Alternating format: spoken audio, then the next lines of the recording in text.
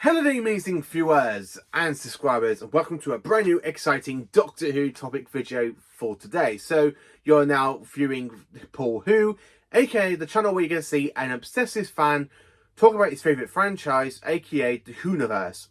And really, I was asked quite a few questions recently. Why is season 21 my favourite Fifth Doctor season?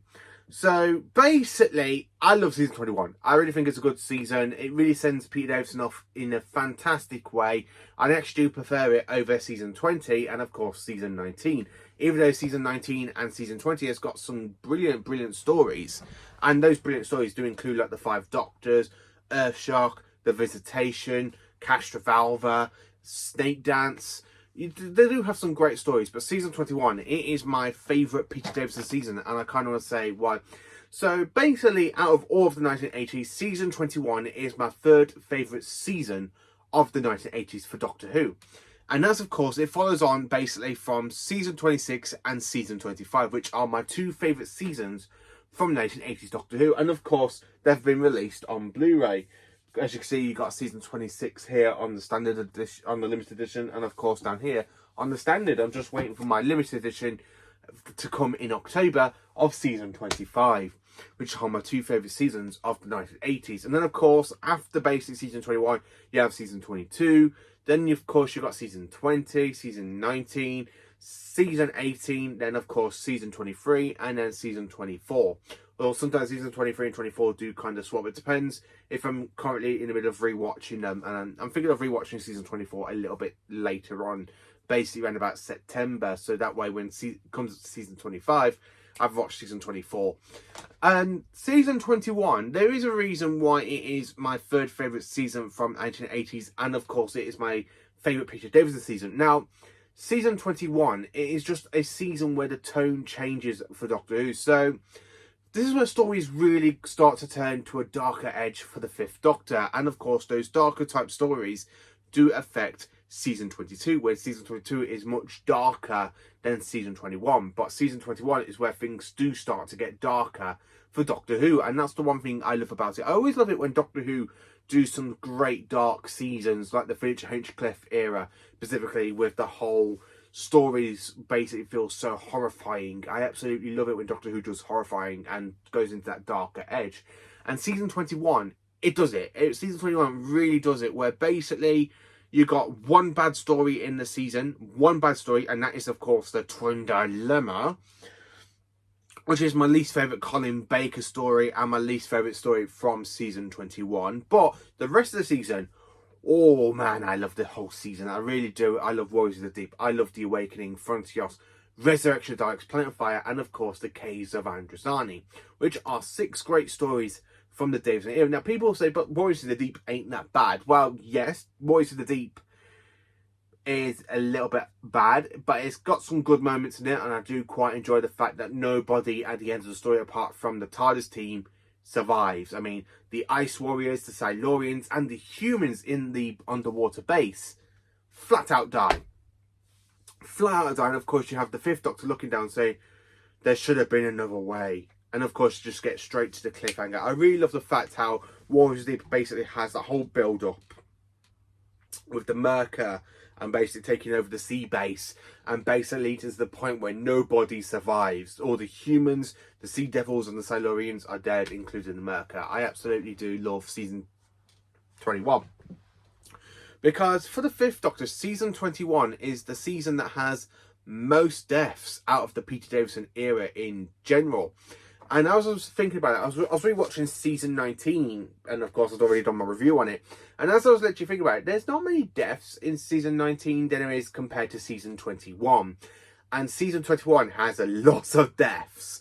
A lot of deaths, season 21 does. I mean, from what I remember, we got basically Warriors of the Deep, Frontios, Resurrection of the Daleks.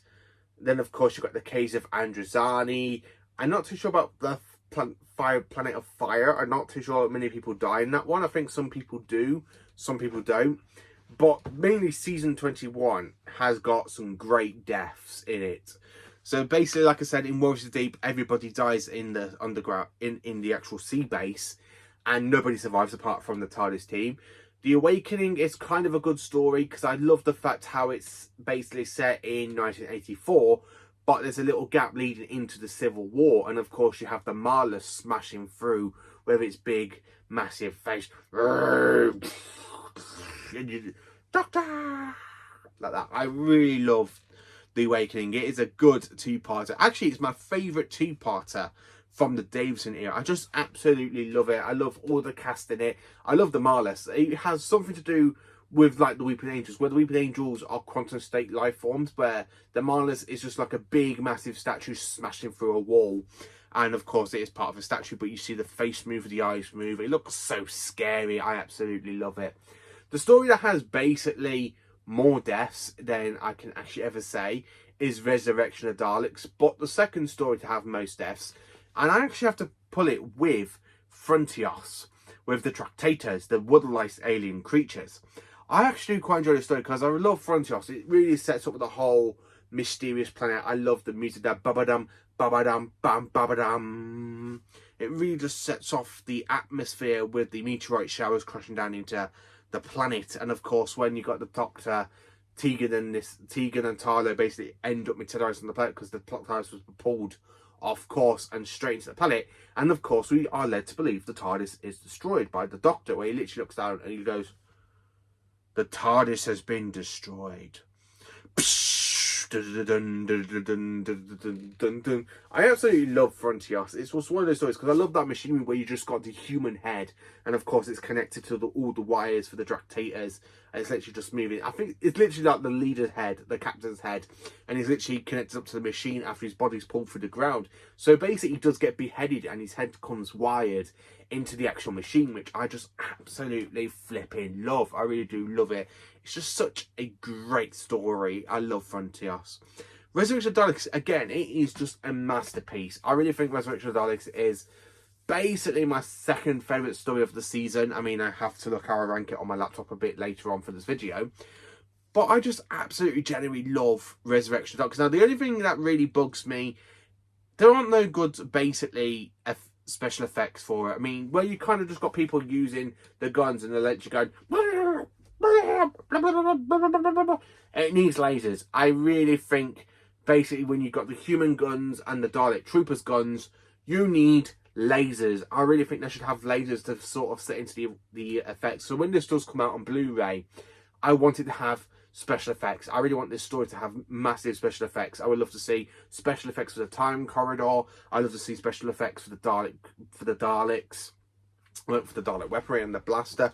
But more importantly, lasers. I want to see laser effects on the weapons. So basically, we just got the humans where they let you go, do, like that, like that. I would really like to see lasers literally fire out the Dalek Troopers' weapons, the humans' weapons that's protecting their space station. Plus Resurrection of Daleks. I mean, at the end of the story, everybody in the space station and the Dalek ship basically dies, apart from Davros, because Davros somehow survives and he's come back in the next season. So basically last time we have on Earth the Magellan virus, and of course that is deadly to the Daleks. And of course the Doctor does set off the Magellan virus, and so does Davros in his laboratory, where he literally kills 2 Daleks. And as he's there trying to do an escape to the escape pod, it starts affecting him. It goes, "No, I am not a Dalek. I am Davros." I just absolutely love the way how Termaloy pulls that off in his first story as Davros. Flat out brilliant. But as I say, nobody at the end of the story survives apart from Lytton. Lytton is the only one and the TARDIS team to basically survive at the end of the story. So you have 4 survivors out of a massive space station, the Dalek fleet, and of course the Dalek Troopers. 4 survivors. And that's of course the Doctor, Tegan, Tarlo, and Lytton. Yeah, you do have Lytton who survives at the end of the story. Planet of Fire, I actually quite enjoy this because this is Nicola Bright's introduction as Perry Brown, aka Purple Gillian Brown. Perry is one of my favourite companions. In fact, she's actually in the top 5 companions. I really do enjoy Perry. I love her with the 6th Doctor because she has more to do with the 6th Doctor, especially in Big Finish, because in Big Finish she's just icing on a cake. I really love Perry. She's honestly my one in my top 5 favourite companions for Doctor Who. And I really do quite enjoy Perry, especially with Peter Davison and Colin Baker, with those two doctors. I really love her chemistry with Peter Davison in this story. Then, of course, you have her in his final story. And then, of course, I do actually quite like Perry in season 22. Even though her and the Sixth Doctor do bicker, I always like it when a companion doesn't get on with the Doctor and they try to put the Doctor in their place. And I always like that because I love the fact how Liz Shaw tried to do it with the Third Doctor. I think Sarah Jane tried to do it with the Third and Fourth Doctors. And I like how basically she does put her foot down, because I have to say, Perry really reminds me a little bit of Donna, where she doesn't take none of the Doctor's bull. And I do quite enjoy that, because I do like her with Colin Baker, because literally Perry is really friendly with the Fifth Doctor. She gets on with the Fifth Doctor. It's like they have quite a few adventures between Planet of Fire and the Case of Androzani, but we don't get to see it on screen, but we do hear it in Big Finish and books. And she has that great chemistry with the Fifth Doctor. And then, of course, when he regenerates after getting infected by the spectrotoxemia, she doesn't take any of the Sixth Doctor's bull. Even though he does try to strangle her, he calls her names, she still basically stands her ground with him. And I do love Perry for that, because it's just brilliant.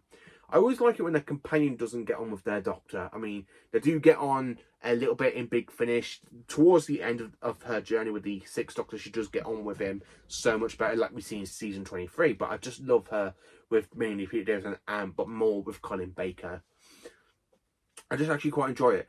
Like, as I say, for the Case of Androzani, it is honestly my favourite story of the season. It is my favourite regeneration story. It's my favourite Peter Davison story. Why? Because they give the Doctor such a great finale, and of course, to give somebody like Robert Holmes a finale for a Doctor, and he comes up with this masterpiece. It's brilliant. Honestly, it's just brilliant. I love how you got drug smuggling, aka spectrotoxemia. Again, nobody apart from the Doctor and Perry end up surviving. Everybody else just dies, either in the mud burst or in the battle between Sirius Jax and Morgan. And then, of course, basically the Doctor does die. He ends up basically dying because of the spectrotoxemia. The only cure is bat smoke. So he literally gives Perry the only cure for this basically toxin, and it really does kill him. But it triggers the regeneration process, and of course the Doctor does regenerate into Colin Baker. So technically the Doctor does die in the story, but he does end up regenerating into his next incarnation. So again, I really love how the Case of Androzani just really plays that out, and it's really great, because I bet you had no idea this was Peter Davison's last story back in 1984, because back then you had no internet to spoil things. I don't think probably Doctor Who magazine was out there, but I think people knew this was going to be Davison's last story, but I think some people will say, oh no, Davison's leaving, what's going to happen? The Doctor's dying. And I love that speech where he goes, I might regenerate, I don't know. It feels different this time.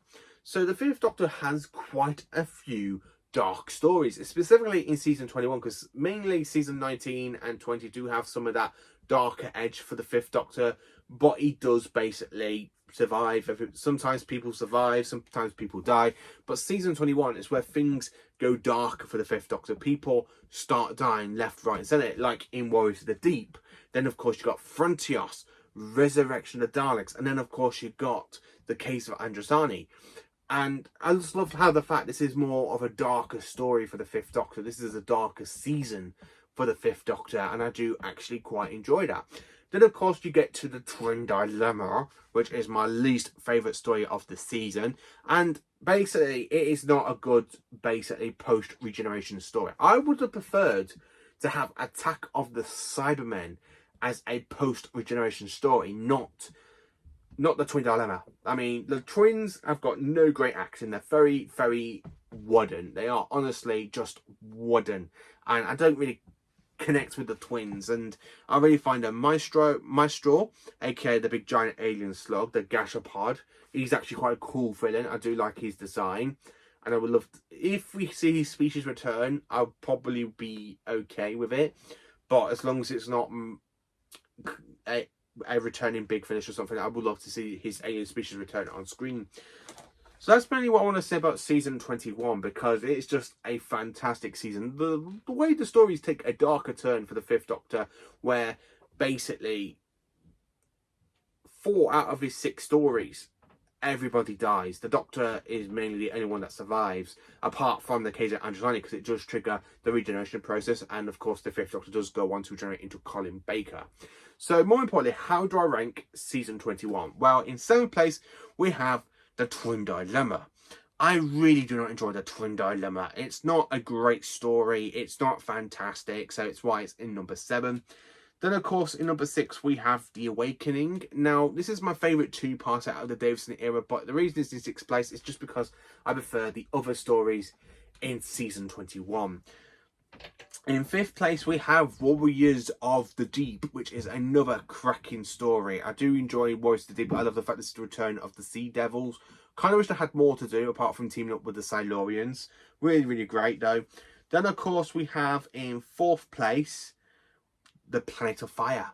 So we have Planet of Fire, which is a fantastic story. I love Planet of Fire. It's just great.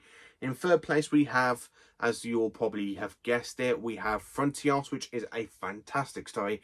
I really love the Dractators. I just can't get enough of it. Followed by Resurrection of the Daleks, which is my 2nd favourite story of the season. And of course, it is my 2nd favourite 80s Dalek stories. And for all the Dalek stories, this is in number 5. It's my 5th favourite Dalek story out of all the Dalek stories that have been over 60 odd years. And then my number 1 of the season is, of course, The Caves of Androzani. So basically, what do you think of season 21? Do you enjoy season 21? Do you prefer season 19 or 20 over season 21? How do you rank all of the stories? Let me know in the comments. Please do like, subscribe and share. And join me for more awesome Doctor Who content on here on Paul Who.